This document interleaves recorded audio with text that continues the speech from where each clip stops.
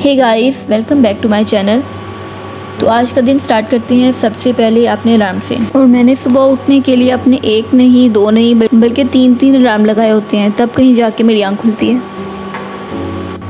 कोई बात नहीं, नमाज के लिए उठना है। और सच में जब तक नमाज नहीं हो जाती कुछ और काम करने का दिल नहीं लगता। एकदम से पीस वाली फीलिंग आती है नमाज़ पढ़ने के बाद, और फिर दिन का स्टार्ट होता है। Now after namaz, my favorite hot water. I know sounds so simple but it's my secret weapon. Hot water की एक अलग ही फीलिंग होती है, like it's waking me up and getting me ready for the day. Guys, सुबह सुबह पानी पीने के बाद जो हमारी फीलिंग होती है ना, वो ट्रस्ट में बिल्कुल अलग से होती है। इंसान एक तरह का एनर्जेटिक फील करता है। अब टू डू लिस्ट का टाइम आ गया। What do I have to do today? Guys, आज मुझे बहुत सारे छोटे छोटे काम हैं, तो मैं इनको 1 बाय 1 लिख लूँगी ताकि कोई काम मुझसे स्किप ना हो जाए। सबसे पहले तो मुझे अपने रूम की डीप क्लीनिंग करनी है। उसके बाद मैंने अपने मंथली चेकअप के लिए जाना है। देन कुछ चीज़ें ख़त्म हुई हैं, सामान कुछ मेरा आने वाला है, तो ग्रोसरी के लिए जाऊँगी। उसके बाद मैंने अपना कुकिंग चार्ट रेडी करना है। और देन सबसे एंड पे मुझे मेरी फ्रेंड से मिलने के लिए जाना है, तो वहाँ चलूँगी।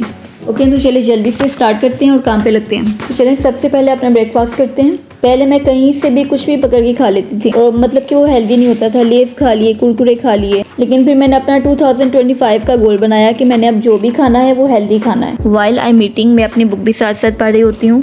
It's like the best combo of relaxation and productivity. आप इसके ऊपर पेंसिल मार्क्स देख रहे होंगे। मुझे ये बुक्स इतनी पसंद है कि मैंने इसको 2-3 बार कंप्लीट कर लिया। अब मैं इसको दोबारा से रीड कर रही हूँ।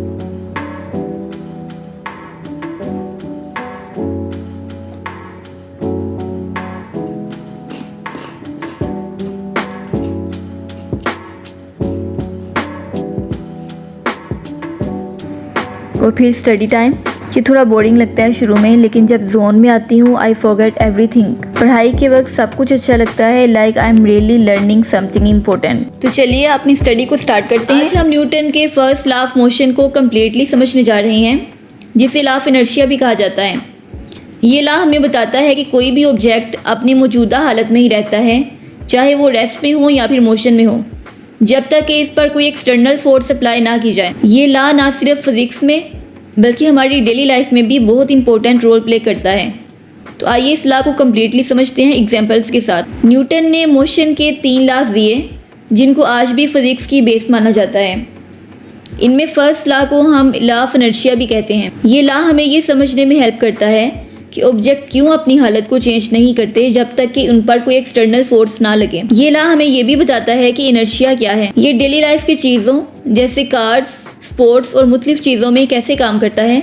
आज हम इस लॉ की इंपॉर्टेंस और इसके इम्पैक्ट को देखेंगे। न्यूटन के फर्स्ट लॉ को आम अल्फाज में यूँ कहा जा सकता है, कोई भी ऑब्जेक्ट चाहे वो रेस्ट में हो या फिर मोशन में हो, वो तब तक अपनी पोजीशन को चेंज नहीं करेगा जब तक उस पर कोई एक्सटर्नल फोर्स ना लगाई जाए। यानी कि अगर कोई चीज़ रेस्ट में है तो वो रेस्ट में ही रहेगी, और अगर कोई चीज़ मोशन में है तो वो मोशन में ही रहेगी।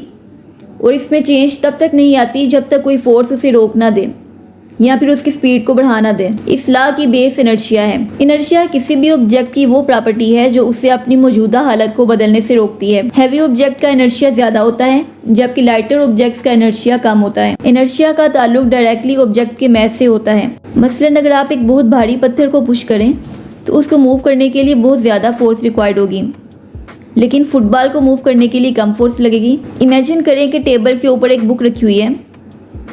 ये बुक अपनी जगह पर तब तक रहेगी जब तक उसे पुश या फिर पुल ना किया जाए। इस पर जब तक कोई फोर्स अप्लाई ना की जाए ये अपनी पोजीशन को चेंज नहीं करेगी। इसी को इनर्शिया कहा जाता है। अगर एक गाड़ी चल रही है और उस पर ब्रेक्स ना लगाई जाए तो वो अपनी उसी स्पीड और डायरेक्शन में चलती रहेगी। गाड़ी उस वक्त तक मोशन में रहेगी जब तक उस पर कोई एक्सटर्नल फोर्स जैसे कि ब्रेक या फिर फ्रिक्शन उसे ना रोके। इस एग्जांपल में ब्रेक एक एक्सटर्नल फोर्स है जो कि उसे रोक देती है। गाड़ी में सीट बेल्ट का इस्तेमाल न्यूटन के फर्स्ट लॉ की एक बेस्ट एग्जांपल है। जब गाड़ी अचानक रुकती है तो गाड़ी में बैठे सभी लोग अचानक से मूव करते हैं। ये इसलिए होता है क्योंकि उसकी बॉडी पर इनर्शिया अप्लाई होता है, और सीट बेल्ट हमें इस इनर्शिया के इफेक्ट से बचाती है। न्यूटन फर्स्ट लॉ ना सिर्फ एक साइंटिफिक एक्सपेरिमेंट है बल्कि हमारी डेली लाइफ में भी इसके बहुत इंपॉर्टेंस है, जैसे कि गाड़ियों में सीट बेल्ट की इंपॉर्टेंस, स्पोर्ट्स में बॉडी की मोशन और बड़ी मशीनरी को चलाने के लाभ। ये लॉ हमें ये बताता है कि रेस्ट और मोशन कैसे वर्क करते हैं। तो आज हमने न्यूटन के फर्स्ट लॉ को समझा, यानी कि इनर्शिया क्या है, ऑब्जेक्ट क्यों अपनी पोजीशन को चेंज नहीं करते और रियल लाइफ में इसकी क्या इंपॉर्टेंस है। तो ये थी मेरी डेली रूटीन। कैसी लगती है आपको मेरी रूटीन? आपकी रूटीन क्या होती है? Let me know in the comments and don't forget to like and subscribe for more fun moments.